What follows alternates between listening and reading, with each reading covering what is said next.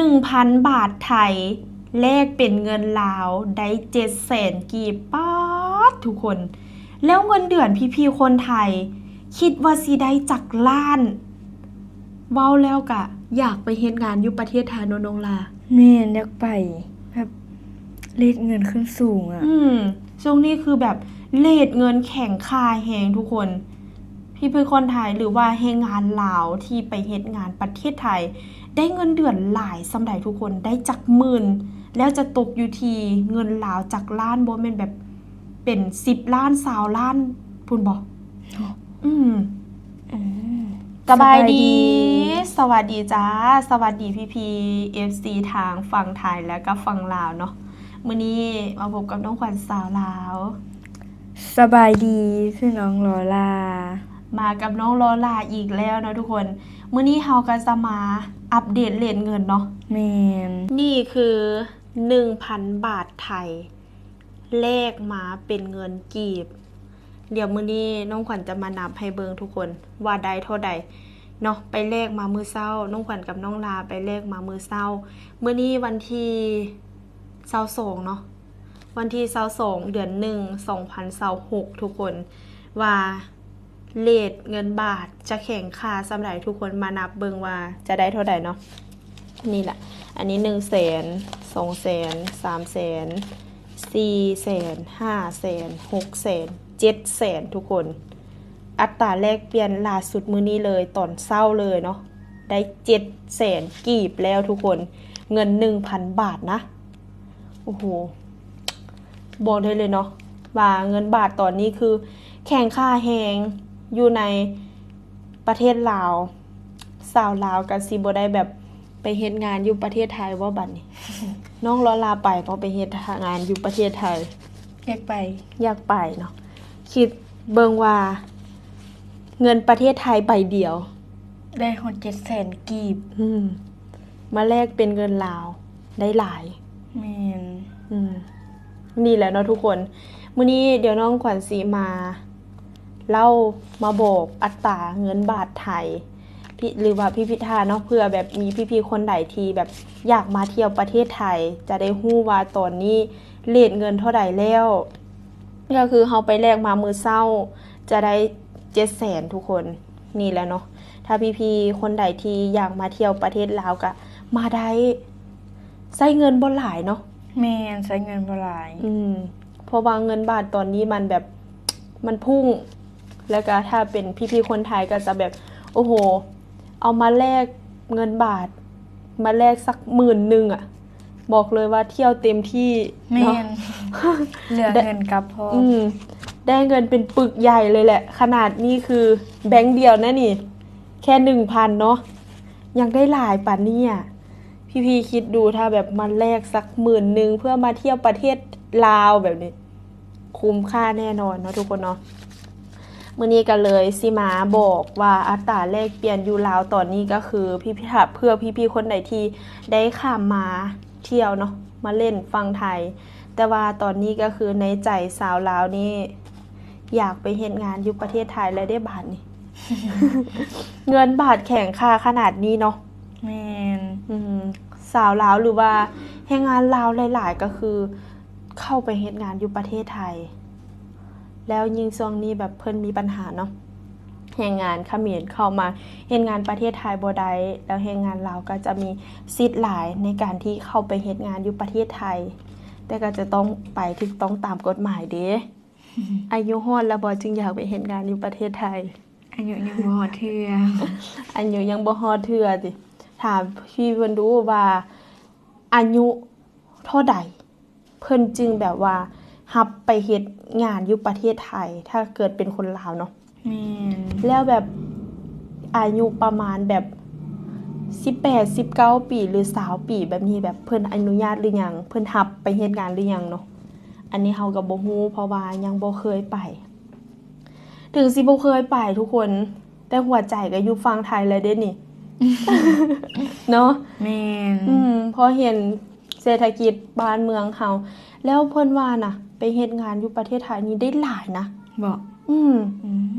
ได้หลายรับหลายเลยแหละได้เงินเดือนหลายแต่ก็บ่แน่ใจว่าแบบเป็น ต้องไปเฮ็ดงานอีหยังเนาะจึงสิได้หลาย แล้วเงินเดือนเริ่มต้นของเพิ่นนี่มันอยู่เท่าใดทุกคนเงินเดือนเริ่มต้นของประเทศไทยหรือว่าจ้างเป็นมื้อจังซี่เนาะจ้างเป็นมื้อแล้วเพิ่นให้มื้อเท่าใดอันนี้น้องขวัญก็ยังบ่ฮู้แต่ก็จะต้องไปศึกษาแล้วล่ะ พอช่วงนี้ก็อยู่บ้านว่างๆเด้บ่มีหยังเฮ็ดน้องลอลากับปิดเทอมเนาะ แม่นปิดเทอม ปิดเทอมภาคเขียน1ทุกคนสิมีบ่น้อมีนายจ้างทางฝั่งไทยผ่านมาเห็นบ่เนาะ บ่อยากได้สาวลาวไปล้างจานให้แน่บ่ บ่อยากได้สาวลาวตัวน้อยๆไปล้างจานให้แน่บ่พอสิแบบได้เงินเข้าไปเรียนเทอมใหม่บ่ แม่นได้เงินเข้าไปเรียนเทอม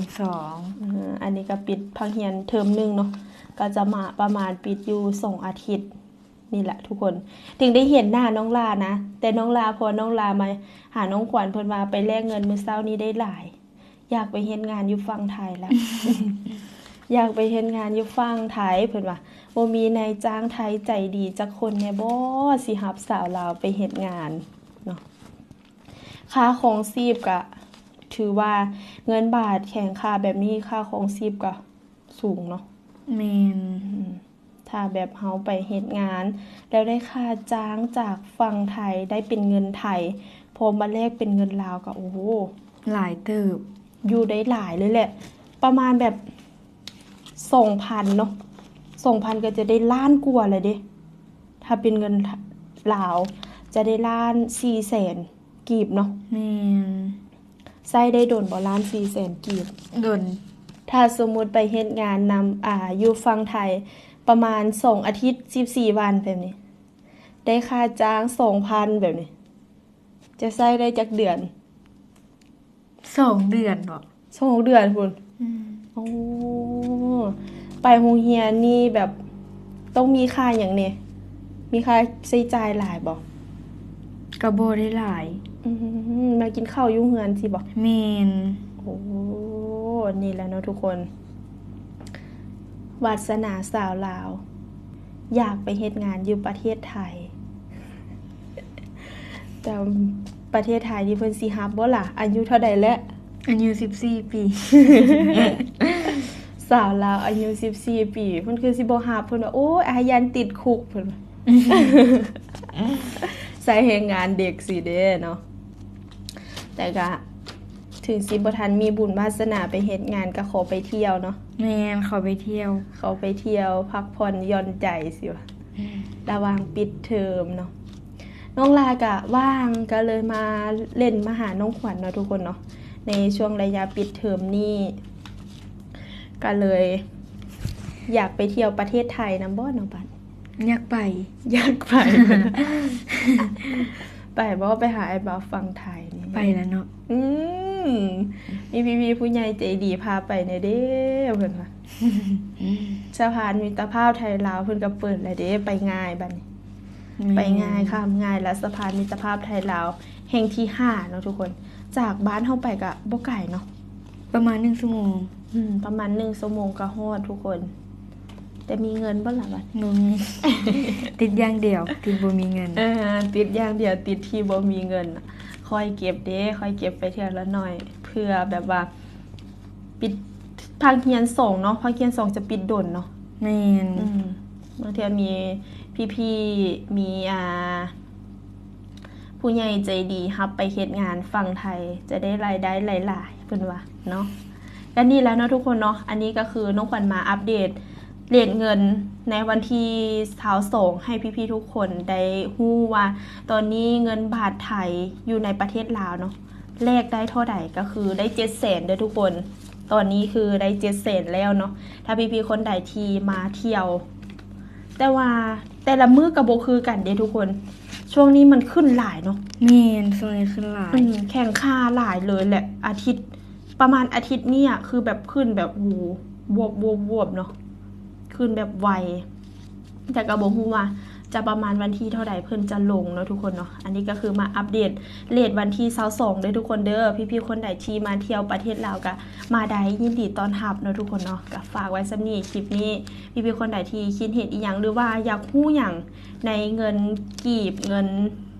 ลาวเนาะ ก็สามารถคอมเมนต์มาถามน้องขวัญได้ทุกคนคลิปนี้ก็ขอบใจพี่ๆทุกคนที่เข้ามาติดตามรับชมไว้เจอกันใหม่คลิปหน้าเด้อทุกคนเด้อ สบายดี